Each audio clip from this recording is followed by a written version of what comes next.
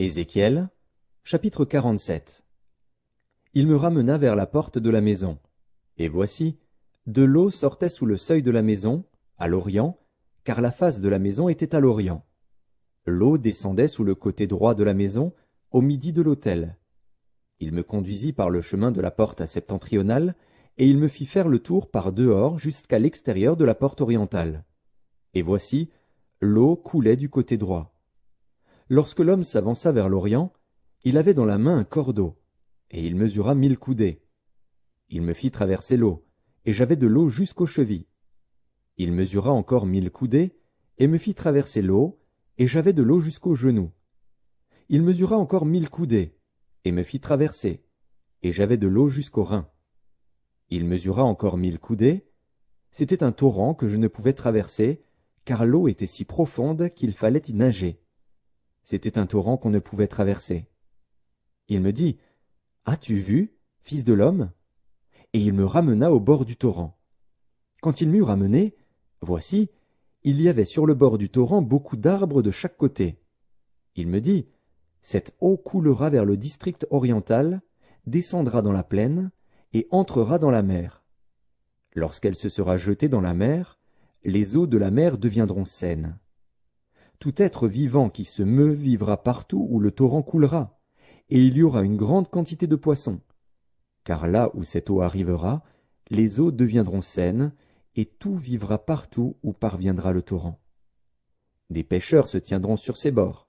Depuis En-Guédi jusqu'à En-Eglaïm, on étendra les filets. Il y aura des poissons de diverses espèces, comme les poissons de la grande mer, et ils seront très nombreux. Ces marais et ces fosses ne seront point assainis, ils seront abandonnés au sel. Sur le torrent, sur ses bords de chaque côté, croîtront toutes sortes d'arbres fruitiers. Leur feuillage ne se flétrira point, et leurs fruits n'auront point de fin, ils mûriront tous les mois, parce que les eaux sortiront du sanctuaire. Leurs fruits serviront de nourriture, et leurs feuilles de remède. Ainsi parle le Seigneur, l'Éternel. Voici les limites du pays que vous distribuerez en héritage aux 12 tribus d'Israël. Joseph aura 2 parts. Vous en aurez la possession l'un comme l'autre, car j'ai juré, la main levée, de le donner à vos pères. Ce pays vous tombera donc en partage. Voici les limites du pays.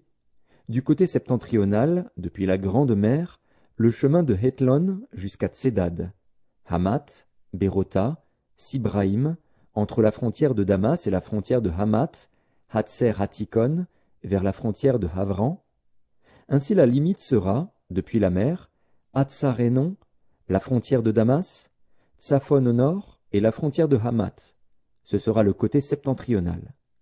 Le côté oriental sera le Jourdain, entre Havran, Damas et Galaad, et le pays d'Israël.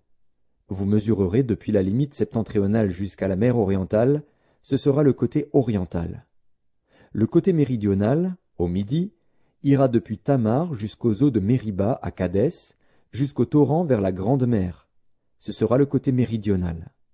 Le côté occidental sera la grande mer. Depuis la limite jusque vis-à-vis de Hamath, ce sera le côté occidental.